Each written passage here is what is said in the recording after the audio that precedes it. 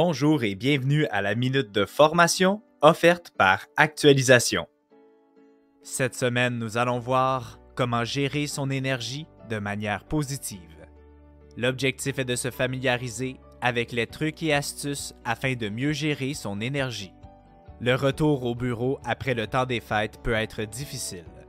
Des projets repartent rapidement et la reprise du rythme de travail peut causer de l'anxiété et une baisse d'énergie. Avez-vous remarqué dernièrement votre énergie baisser comme si vous étiez sous pression constamment? Comment réagissez-vous lorsque vous vous sentez dépassé par tout ce que vous avez à accomplir dans votre quotidien? Êtes-vous en mesure de vous autoréguler de façon à gérer votre énergie de manière plus positive? Une prise de conscience de la situation et de la réalité que vous vivez peut vous aider à concentrer vos énergies positives et agir clairement face à cette situation si elle tendait à se reproduire.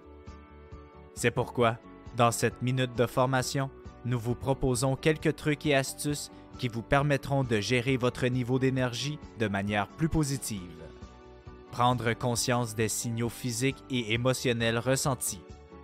Accepter et être en paix avec les signaux physiques et émotionnels, autant négatifs que positifs. Étiqueter les émotions, sentiments et signaux physiques à la place d'essayer de les fuir ou de les refouler. Remplacer les pensées négatives par des pensées positives autant que possible et utiliser un ou deux mots pour décrire ces signaux dans cette situation spécifique et dans votre contexte, et ce, dans le but de les reconnaître une prochaine fois.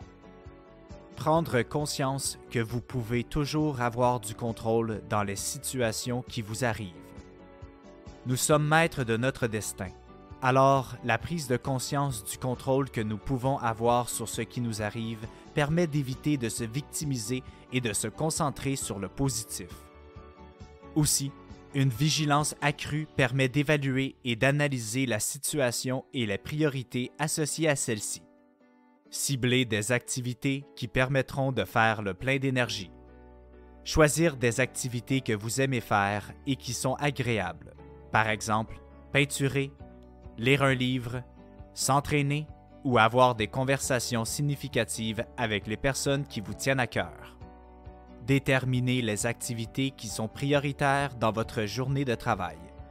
Si des délais peuvent être reportés ou déplacés sans conséquence, faites-le. Si vous devez dire non à certaines personnes, n'hésitez pas à le faire, et si vous devez prendre une pause pour réfléchir, faites-le. Allez vers les autres pour demander de l'aide. Lorsqu'il est possible, partagez certaines de vos responsabilités dans un projet avec vos collègues pour répartir le poids des tâches associées. Et à la maison, demandez de l'aide à vos proches lorsque vous voyez que vos batteries sont à terre. Prendre soin de soi en étant compatissant envers soi-même.